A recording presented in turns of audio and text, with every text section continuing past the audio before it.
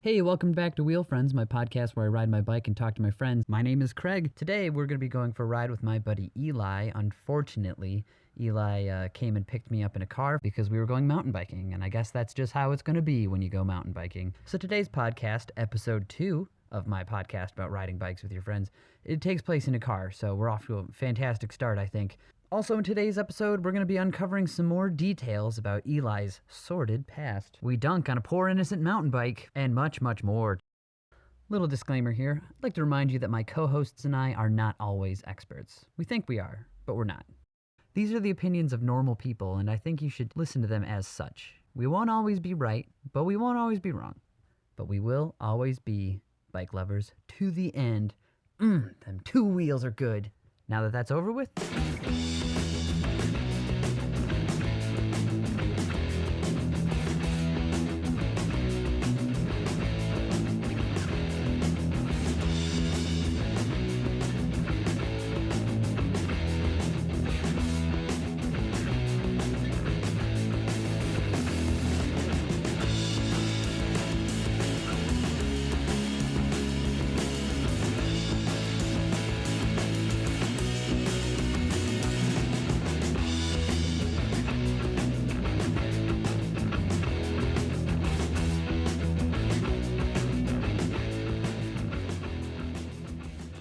On Saturday, May 13th, I messaged Eli about recording the podcast and getting a cup of coffee.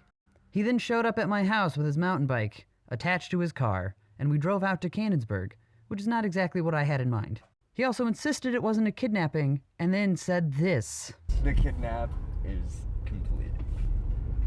I guess there's still time for you to run, but See, now that you're saying it's a kidnapping and that you've locked the windows and doors... No, the windows can roll down. You can roll down your window. No, I'm really trying.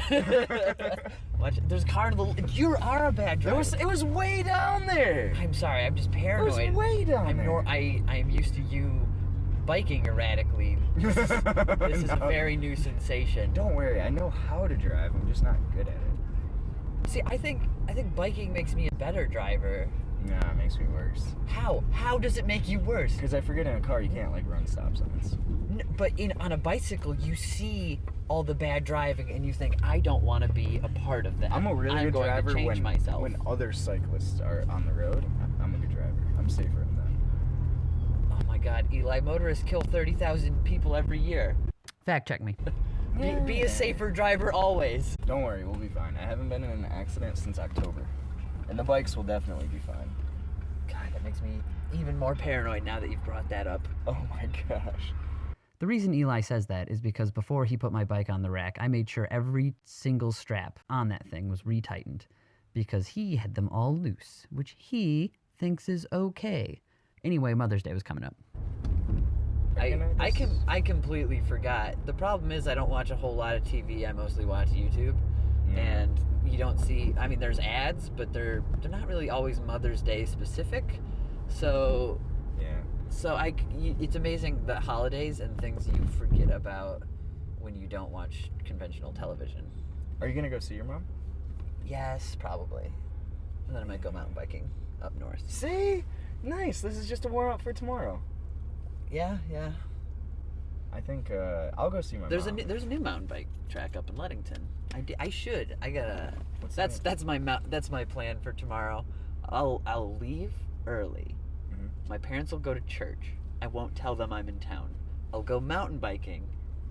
I'll show up all sweaty and then get a guilt trip for not going to church. In retrospect, it was very naive of me to assume that I'd still have a functioning mountain bike in 24 hours. No. Tell them the reason you're late is because you wanted to go to church in town. Because you love your community in Grand Rapids. Or is lying worse than... I think lying would be worse. I don't know. Imagine the grift. That's such a long con to be like, yeah, I found a church that I really like in the community, and then I have to like just go once in a while and pick up pamphlets. Name and know the pastor's name, get some pamphlets. Like basically, it's actually really easy if you think about it. Stalk a church. It's not stalking. It's kind of like you stalking. Just show up when church is ending and grab pamphlets. That's what I did for like 4 years in college because my grandparents were paying for my school and they wanted to know I was going to church. And so, God, man, you're the real hustler. Jeez. No, like what? Are you gonna say no to like lots of free tuition? I mean, no, but like, Because come think on. about it. All right. I guess I understand where you're coming from. Did you ever tell her? Well, Oh. hold on. I wasn't like You totally should come grifting. clean. I would go to like services once in a while, but no, because Christmas and Easter. that came to a halt. They stopped paying for college very abruptly when I started dating a Hindu girl. Ooh. And, Ooh, not a good look for the fam. Hold on, look at this dork's Cannondale. I know. Wow, you such a dork. That frame just looks ridiculous. The Cannondale Lefty is a bicycle that has half of a fork. So imagine a buff three-legged dog transformed into a bicycle. That's a Cannondale Lefty. It's It's a half Cannondale of Lefty. Oh, full suspension. This guy doesn't need a full suspension bike. He probably paid like $5,000 for that bike. Ugh. Yeah. Why do they Oh, convince shit. people they need full suspension bikes? Why is there only half a fork? Come on. It's got Is that a weight brakes. weenie thing?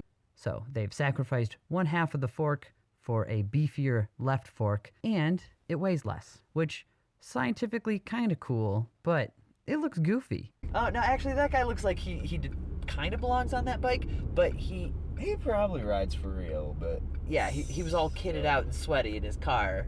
Yeah. Man, we're jerks. We're real snobs. these guys from a local bike shop in town were talking about that exact Cannondale and how it's like perfect for certain races, and he named one race out of the entire year, which is the Double Trouble. And the only thing I could think about What's is the Double Trouble? it sounds kind of cool, but the only thing is setting up the right bike for it. The Double Trouble is a bike race where you ride Cannonsburg Ski Hill, which is a 10-mile loop of mountain bike trails, and then when you finish the ski hill, you get on gravel roads, and you do 10 miles of gravel roads in a loop, and the loop comes back to the ski hill, and then you do one more loop at Cannonsburg Ski Hill. So it's a 30-mile race. It's 10 miles mountain biking, 10 miles gravel, 10 miles mountain biking again, and then you finish. So the trick is, like, do I bring a traditional mountain bike so I can be as fast as possible in the mountain biking sections, or do I bring more of a gravel bike and try to ride that? Maybe you'll be slower over the mountain bike sections, but you'll be a lot faster over the gravel sections. So I think planning for the right bike, that's where probably a rigid frame makes the most sense on a mountain bike. Or even some people they'll probably ride drop bars. Like, you could theoretically ride drop bars through the ski hill. Yeah. You could totally do that. You'd be I didn't kind of a badass. I went to Sean and I volunteered at Skirts in the Dirt last year as the Rando Boys Give Back. Hashtag Rando Boys. Oh, yeah. Our charity weekend where we went and volunteered for something, which meant we stood in goofy costumes, drinking LaCroix, and encouraging people to wear silly outfits and bike their darndest. Are you sure it was tonic water, or was it actually more adult beverages? No, dude, we were chugging LaCroix. We're LaCroix boys. All right, I like it. So I did ride Cannonsburg a little bit to get out to our station at the event, and then a little on the way back. Sure. But I really don't know my way around that. But Yeah, there's different the routes. state game area I love though. It's absolutely phenomenal. You got the Diner Ross. I got the 1992 Bianchi Ibex. That belongs to my girlfriend's little sister. I was really hoping Eli would look at the bike and go, "Wow, Craig, that's a great lugged steel frame." Or, "Wow, Craig, that Brooks Cambium saddle sure does look dope." Instead, he said this. Which, the frame is so small, it's amazing. It fits on the bike rack perfectly without having to, like, adjust pedals, or getting my bike and Hood's bike on the rack was a struggle. Yep. Eli's favorite feature is the horizontal top tube. I think at one point Hood put like half of his handlebar through my wheel spokes. I was like, God. no, this is not gonna work. No, there's nothing between each other's spokes. Oh yeah, It's so perfect. that modern frame geometry has that top tube set way low in the back. Absolutely. So then it's really awkward to put two mountain bikes up there. Two gravel bikes is just fine. I think you only really get the advantage of that with a dropper post, right? Yeah, you know, this is an area where you probably know a lot more than I do. Dropper, I mean, I do have the dropper post, and you're right, but I hardly drop the seat. I need to learn to get better about that. One thing I want to recant a little, so I was talking to a friend, a guy on the ride who moved here from Nevada, and he rode a lot of mountain bikes in Nevada, and he said where those types of trails out west, full suspension is really, really helpful. The kind of the badass trails I was talking about in the last pod, he did mention there are a few badasses who ride full rigid on those trails. Yeah. See. But he said dope. you are like an ultimate badass if you do that, and if you hurt yourself, you're just fucked. Because you're out in the middle of nowhere. Like, you break an arm out there, or you break a fork. Yeah, well, you're out. Back in the old day, we used to cross the plains on horseback. Oh, sure, because you were alive in 1900. 1900? I don't know, when did horses... I mean, actually, that's not a bad That's guess. relative, because the car came around in 1910. It wasn't really popular until probably the 40s, 30s for like, the average man. Supposedly, Henry Ford and the Model T brought it to the average man, but that was really the average wealthy white man. Wow, we're going there, huh? I wasn't sorry. I was pretty happy. You're gonna run that red? Well, thanks to you, we stopped it. But you would have been just fine. God, you were not in control of the intersection. Do you not know how no lights work? There's like a 1 second delay between my light turning red and theirs turning green. No. Well, yes. That's how it works. You're right, but that would not have been the case. Their light was green. There's not a single cop around. There's cameras right there and there. There's 4 cameras in this intersection. That's for like murders and stuff. I think. That's for if an accident would have happened. There wouldn't have been an accident. accident. You gotten your ass T-boned. That wasn't getting T-boned. I have 2 bikes on here. We would get laughed out of the community if I would tell everybody. No, you would. I would. You would. I might lose my license if I get in one more accident. Why am I not driving? I thought about offering it, but no, actually, I do offer to let my friends drive quite a bit. I'll drive on the way back. No, I got this. I think you'll be quite impressed, because I am a very strict driver. Look at that. Like, I turned into the proper lane. I almost You went into did, that one. and I'm happy. You also used your turn signal, which makes you better than 50% of the drivers in this town. I always use turn signals unless I'm at a 4-way stop. I got pulled over once for it, and so I was like, okay, fine. Jeez. Yeah. I was in the right turn lane. You'd think it'd be enough, but... Yeah. No, you got... Wait, I've never been pulled over for that, but well, let's not get into my driving record. Let's just say FedEx would never hire me. Oh, my goodness. He's trying to race us. Who? That guy. He's like one of them roadies. The guy with the mower deck in his truck? Yeah, we're gonna catch him. Oh my god, you can start troublesome hicks? My dad used to nag the crap out of me while I was driving, and I think, like, I'm gonna take after my dad in that sense. Oh, you already do. You've yelled at me for so many things in this car ride. Yeah. Yeah, so State Game I've not rode, but I'm excited to try it. We went last year with the Rando boys. Yeah, and Sean said he did it fixed. I did do it fixed. That's pretty badass. I'll be real. I mean, I haven't rode it, but I'm imagining having a general idea of what it would be like. And like, I understand that I can't go off into the woods on a fixed gear every single time. I got lucky. There's not a whole lot of sand on this one. Well, there were some times where I was off my bike sprinting behind Alex Yee. Okay. Do you have knobby tires, or you have? Yeah, it was. I've got a 28 millimeter tire in the back, and I had a 25 in the front. Oh, nice. That's cool.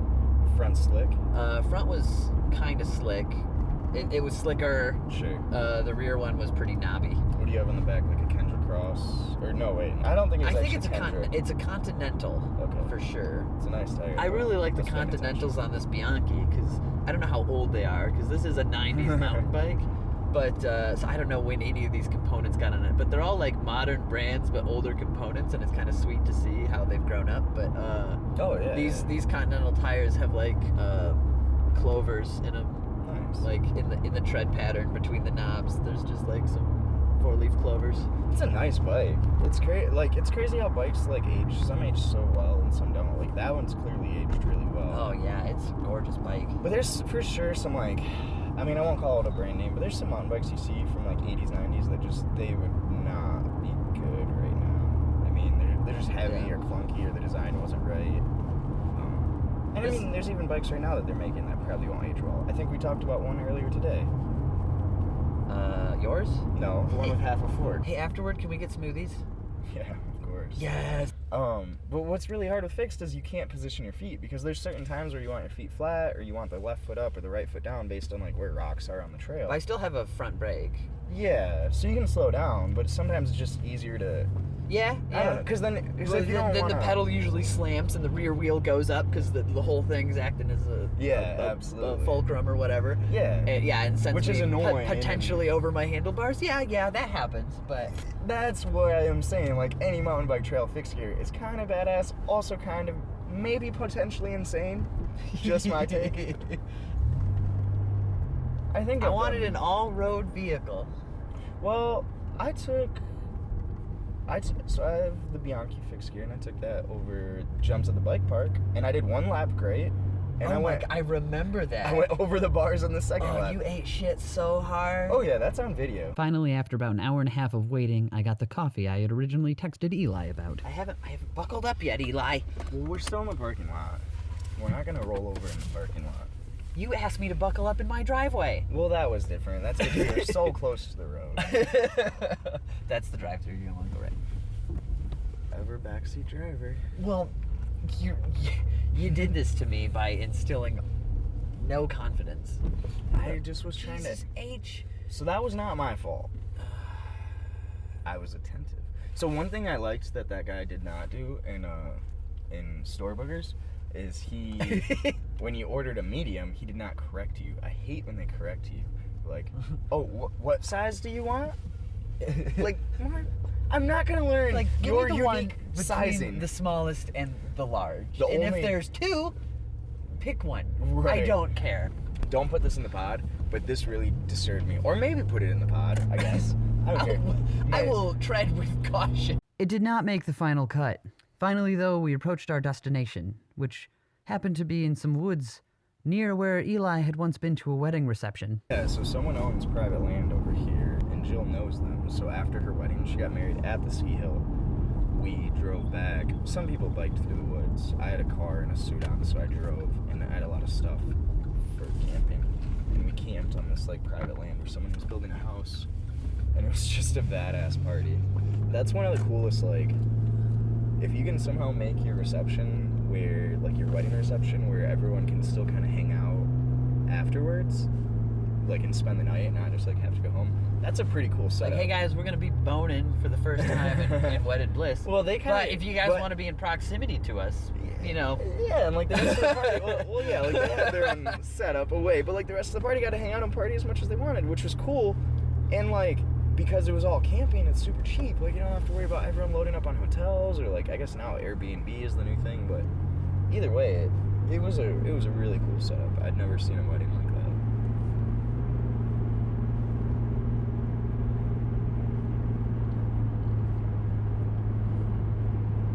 But where is the next left? It'll be here somewhere. The encouraging thing is this is just how many miles we get to ride on the bike. I think it's like a 7-mile loop, and it takes about an hour to do. Nice. That should be perfect. Single track mountain biking doesn't offer many opportunities for good conversation, so we'll have to pick up after that. But what you missed on the ride is I crashed within probably the first 30 seconds. I also smashed my knee against the stem, so that wasn't working real well. And at one point my bars slipped out, so I had a couple things going wrong for me that prevented me from having the most fun for the first half. I was pretty surly for I want to say the second quarter of the bike ride, but then things got better. I was definitely very angry for a while. So yeah, we'll pick up when we get back in the car. Apologize for the air conditioning being on. You will hear it. It is going to be loud. But I was very hot and sweaty, and I wasn't willing to compromise. So there. Yeah, so how does that compare to Ski Hill? Ski Hill is a lot more climbing. Yeah. Ski Hill, I'd say, Ski Hill's harder.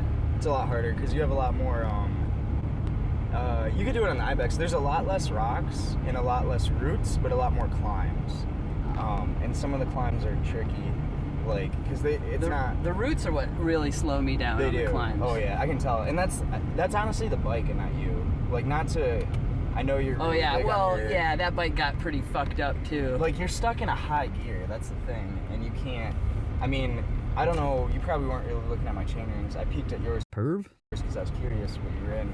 But I stay in a really low chain ring, and I don't think that's why I asked. Your back derailleur, I'm assuming, doesn't work because you were in your yeah, lowest. that's the one that was broken. Okay, yeah, because you were in your. I think that happened when I crashed. All right, because either in my head I was like, Craig's really used to fixed gears, and that's why he's keeping this insane gear ratio. Well, I mean, I or liked it broke. that. I kind of liked that ratio. I was riding. It just makes you a lot slower.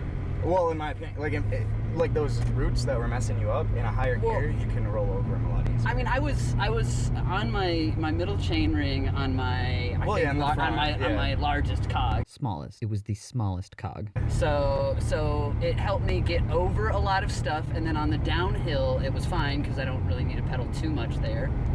So I was able to keep speed. I stayed that way for probably the third quarter of the ride. Yeah.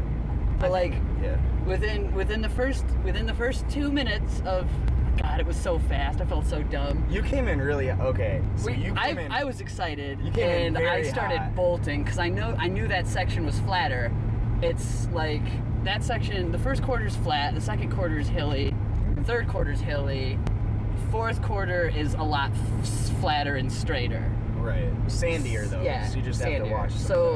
So I came in real hot, and I was used to where my fixed gear brakes were, or that one, my one brake was, I guess. There's a sharp 90-degree turn into a rock garden. Yeah, it was a very sharp turn, and then down into a creek, and there's like it gotta be 45-degree angles, like down, and it's all like cement, right into a creek, and then up again, and I was going around like real fast. Not paying, like I was looking too close. You got to look further ahead than I was, right than left. Okay. So I was looking in front of me, like directly in front of me, and not ahead of me. And I was going in way too hot. And when I saw that creek and that rock garden, I tried reaching for my brake, but it was not where I thought it was, and I ended up colliding with a tree, leaning to the left, and my handlebars, like the tree hit the front of my headset, I think, or Yeah. my headset tube. From where I was at, it looked like the tree clipped the side of your handlebar. Now here's the and that thing: took you to the right. during most crashes, I don't like pay attention to what happens. I don't know what my body did after that. I just remember being up again and on my bike. You weren't bad. Because I don't like to waste time when I crash. Like I'm up instantly, so I don't pay attention to how I landed. I feel like I went over the bars. No, you didn't. Okay. You didn't. It wasn't graceful, God. but you did not go over the bars. you just kind of dismounted to the right. I don't even know. I didn't remember seeing you Oh on the yeah. I ground, guess actually. I kind of. Like your bike was turning towards the left, but the way you hit the tree, it flung your body towards the right. But what happened was that totally destroyed my front shifter cable. Yeah. My rear derailleur cable. So, and I didn't notice that for a while. It was still able to shift. However, it is split. The housing is cracked open, and I can see just these ligaments of shifter cable poking out now. So some of them were tight, and I was afraid to shift too much because I didn't want it to snap. Right. You no, I mean you were, yeah, you came in really hot, and I was like, man, for a trail, I don't know. I usually slow down a little bit. Straightaways in the forest on a single track, I love sprinting. I love going fast through those. And that was because it reminds me of Star Wars Episode 6. Yep. The little bears. God. Thanks, George Lucas. What I really liked about what we rode today was it's very open. You can go really fast. There were some sections we were flying through. Yeah, I like those a lot. Yeah, there were definitely sections where we could have hit. We were maybe taking it slow because we were just still learning the trail. Again, I've been here before. But we could have been 21, 22 if we wanted to really pedal through. We probably kept it closer to 15 or 16. And that is a lot of fun. There were definitely some cool drops. Yeah. There was one I turned around to watch to see if you'd take it, but it was, I guess you'd just hit your knee on your headset. Yes. So you're coming slow. I kind of wish that you'd have saw me come through. I took that first drop pretty fast and got some, not air, but like kind of cruised through. There was a series of them there. I think when I go back, I'll try to hit all three of those drops at a good pace. I was starting to get concerned for the mountain bike in general because it is an older bike, and I already destroyed a shifter cable today. That's why I asked about your fork. And then in the middle of that one climb, like I'm trying to get over a root section, and my bar's twisted backwards. So those types of drops though, and those types of rock gardens are where the suspension makes a difference because you don't put as much on your wrist. Well, that's where if you go through rigid. Not like that's not hard to go through rigid, but like there's those trails out west, man. There's some you go through rigid, you're a real badass. That big rock garden there. That super long one. I did that one on the. You did that fixed? I did that fixed. Props. Now that I was wondering. Yeah. Because coming out of that, I did the first quarter in reverse fixed. I specifically thought. And then the third quarter. The long rock garden going down the hill with the drops. I specifically thought in my head, if Craig did this fixed. That's the section. Oh shit. I went impressive. that one log. I attempted it fixed, I think, but it didn't work. Okay. Yeah. That one's too hard. That big log. That was the first time I think I ever successfully got over it without skipping a beat. Do you have a chainsaw? No. What? Why do you need a chainsaw? We should bring one to Richmond. You want me to? No. Dave might have one. Because think about it, there's so many trees we can cut down. It's public property. The trail needs some grooming. I kind of want to groom Richmond a little bit. Not like... What I want to groom, or not groom, I want to do some... you ever go to the old RC park? The bike park? No, there's an old remote control car track that is basically a miniature velodrome. But it's overgrown. So I need some Roundup and some loppers, and I bet I can. And I've got a lawnmower. I've got all this stuff. Is there an actual velodrome in the state? Would you ride one? There's two in Detroit, I think. Man, they just seem so dangerous. There's a velodrome in Detroit that they forgot about since the 1960s. Whoa, because that was found, I think, in the 90s, and they it's all broken. The concrete has cracked and but it's still functional. But so they call it the Thunderdrome, and every year there's a big get together where they do various races, including fixed gear, and then they also get pedal car or not pedal car. Yeah. I do think they get go-karts and mini bikes on it. Dang. And they do a whole weekend of racing. People probably wreck. I think. Probably. And then there's a nice velodrome, I think. So I'm pretty sure a lot of old race tracks, if you go to an older racetrack, it actually probably used to be a velodrome. And I've seen, I've been to a few racetracks in Toledo, Ohio, and there's one, I've been to the one in Marne, but you can tell the way the walls are banked, that at one point it was a velodrome. Wasn't it? Because they're smaller. There's some very small tracks. Wasn't it is it called penny farthing? Penny farthings? Farthings, yeah. That was a thing in Detroit, right? Because the mobsters loved that. I have no clue. I don't know.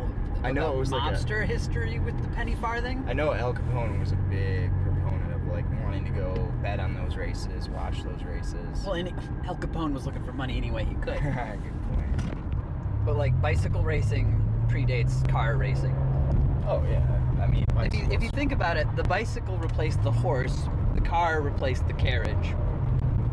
Because car is short for carriage. People forget that. Really? Yeah. It's a motor car.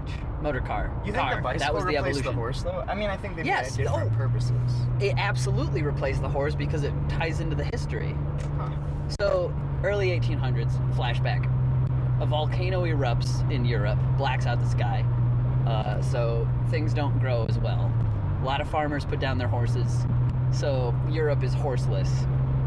So one guy, now that he's sans horse, takes a piece of wood, puts some wheels on it, and creates what they call it a dandy horse.